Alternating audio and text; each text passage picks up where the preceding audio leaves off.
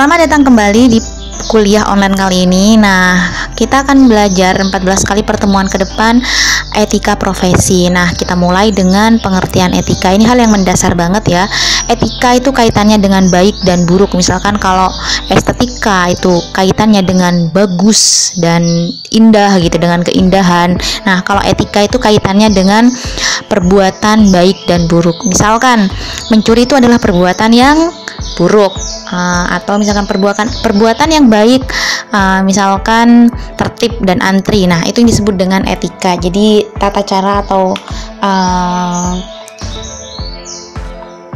perilaku yang baik, kaitannya dengan baik dan buruk. Nah, sedangkan profesi sendiri berasal dari bahasa Latin, yaitu professio, yang mempunyai dua pengertian, janji atau ikrar terhadap pekerjaan.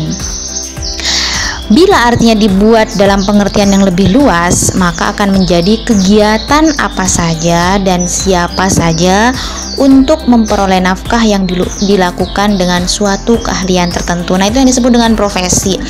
Apakah profesi itu terbatas pada hal-hal tertentu? Misalkan profesi hanya untuk orang-orang yang masuk kantor gitu, atau misalkan profesi hanya untuk orang-orang yang dengan pendapatan sekian juta ke atas gitu misalkan. Nah, itu enggak, tapi merupakan kegiatan apa saja. Jadi apa saja yang dilakukan. Misalkan profesi itu macam-macam, misalkan seperti profesinya sebagai pelukis. Nah, pelukis tidak harus masuk kantor atau tidak harus berseragam gitu, sehingga profesi itu harus misalkan harus pakai seragam atau harus masuk kantor, harus pakai sepatu gitu. Nah, itu tidak.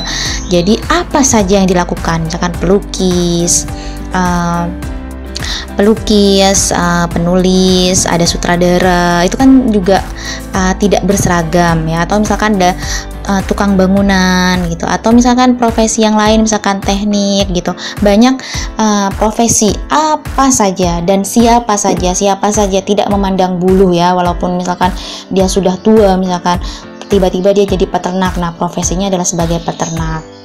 Lalu pertanyaannya kemudian, ada beberapa kegiatan yang mungkin secara dia bisa disebut sebagai profesi, tapi tidak baik, atau secara etika itu tidak baik. Seperti misalkan berprofesi sebagai penipu. Nah, itu kan oke lah, dia berprofesi misalkan sebagai jualan online tapi ternyata penipu gitu. Nah, itu kan tidak baik. Nah, apakah itu layak disebut dengan profesi? Nah, itu pertanyaannya kan. Nah, itulah kemudian di pelajaran kali ini kita akan belajar tentang etika profesi.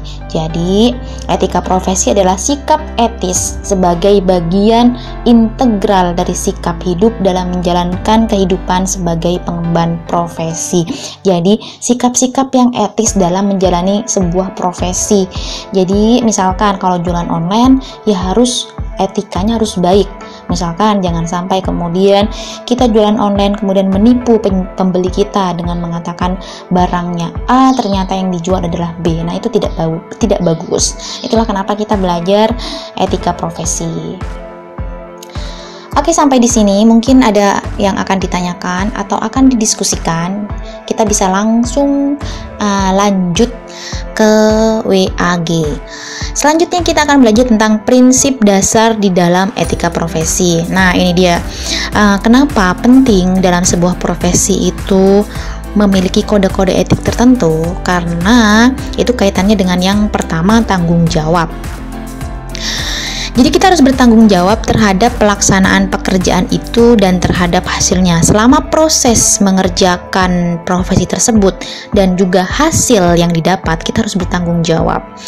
Dan terhadap dampak dari profesi kita terhadap kehidupan orang lain dan masyarakat pada umumnya. Misalkan kita mendirikan sebuah perusahaan di pinggir pantai pengolahan ikan. Nah, kira-kira limbah dari pengolahan atau pabrik ikan kita itu akan dampaknya seperti apa kepada lingkungan dan masyarakat sekitar. Nah, itu juga harus bertanggung jawab. Keadilan, wajib adil. Prinsip ini menuntut kita untuk memberikan kepada siapa saja apa yang menjadi haknya. Jadi memberikan hak-hak terhadap pegawai, terhadap pembeli juga, dan terhadap mitra. terhadap relasi gitu.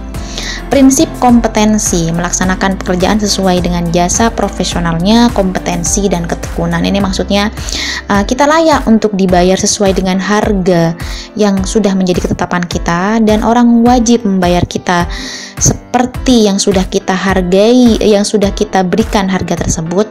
Dan prinsip kompetensi, serta berkompetensi dengan pabrik-pabrik atau usaha-usaha serupa lainnya. Prinsip perilaku profesional, berperilaku konsisten dengan reputasi profesi. Jadi ini maksudnya adalah kita harus profesional dalam hal kegiatan profesi yang sudah kita tekuni. Misalkan menekuni sebagai administrasi publik di perusahaan kelautan, harus profesional ya dan konsisten. Jadi jangan kemudian serta-merta meninggalkan pekerjaan tersebut di tengah jalan dan meninggalkan tanggung jawab terhadap orang lain. Nah, itu yang disebut dengan reputasi profesi dan kerahasiaan. Nah, ini penting ya. Jadi misalkan bekerja di perusahaan orang, kita wajib menjaga kerahasiaan perusahaan tersebut dari masih kita bekerja di perusahaan tersebut sampai mungkin sudah keluar dari perusahaan itu. Misalkan jangan sampai membocorkan kepada lawan dari perusahaan itu. Nah, itu secara kode etik itu tidak bagus. Nah, kita harus menjaga prinsip-prinsip kerahasiaan perusahaan. Itu dia, sampai jumpa di pertemuan selanjutnya. Salam sehat dan tetap semangat.